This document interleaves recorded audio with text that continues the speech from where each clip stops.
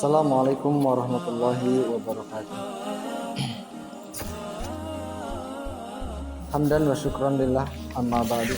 Nasykurullah azza wa jalla, di siang hari ini kita masih bisa berkumpul kembali untuk melakukan sholat zuhur secara berjamaah. Dan mudah-mudahan kumpulnya kita menjadi asbab kumpulnya nanti kita di surganya Allah Subhanahu wa taala. Pada kesempatan kali ini insya Allah saya akan membawakan beberapa hadis tentang pahalanya kita sholat berjamaah.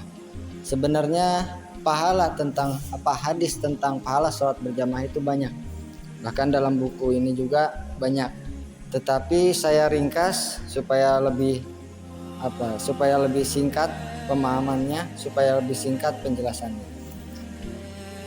Beberapa di antara pahala sholat berjamaah, yang pertama adalah pahalanya dilipat gandakan. Seperti halnya kemarin telah saya jelaskan bahwa pahala sholat berjamaah itu 27 tingkatan.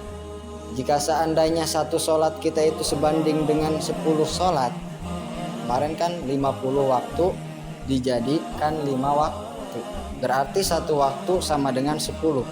Kalau misalnya satu waktu 10 kalau kita sholat sendiri, kalau berjamaah ditambah 27 berarti menjadi 37. Nah, lalu yang kedua, manfaat dari sholat berjamaah itu setan sulit untuk menggoda kita. Nah, setan di sini di dalam Al-Qur'an itu sudah dijelaskan minal jinnati wan nas. Ada setan dari kalangan yang tidak kasat mata, yang itu yang membisikkan di dalam hati kita. Ada setan dari kalangan manusia sendiri. Maksudnya apa? Misalnya kita punya teman yang begitu akrab, lalu ketika kita Allahu Akbar, teman kita udah salam, nengok ke kita, senyum.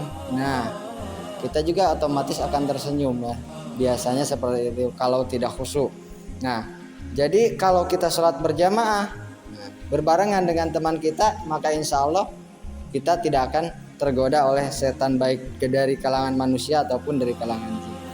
Lalu yang berikutnya, lebih banyak jamaah itu lebih dicintai oleh Allah Subhanahu wa taala. Lebih dicintai oleh Allah dan memang pahalanya juga lebih banyak. Lalu yang berikutnya, jika seseorang itu sholat berjamaah secara kontinu selama 40 hari dengan ikhlas, maka Allah akan bebaskan dia dari sifat munafik dan Allah akan bebaskan dia dari azab neraka. Kalau dinamakan bebas dari azab neraka, ya otomatis kita tidak akan masuk ke dalam neraka. Tapi syaratnya di sini adalah ikhlas karena Allah. Lalu yang berikutnya, sholat subuh secara berjamaah itu di dalam lindungan Allah. Jadi Allah melindungi orang yang sholat subuh secara berjamaah.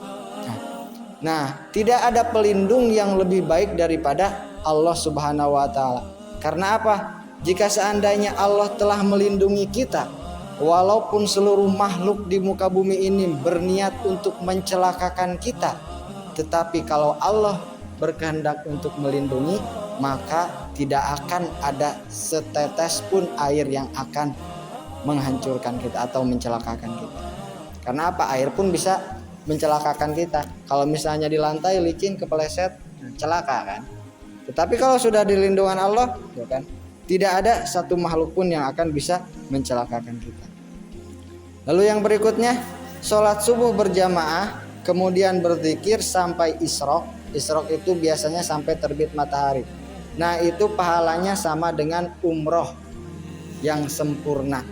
Nah, kita sekarang bukan dengan dengan kondisi ekonomi yang pas-pasan, apalagi ditambah sekarang ada wabah corona, gak bisa gak bisa umroh. Tetapi dengan sholat subuh berjamaah sampai isyraq, nah itu insya Allah akan menjadikan pahala umroh yang sempurna.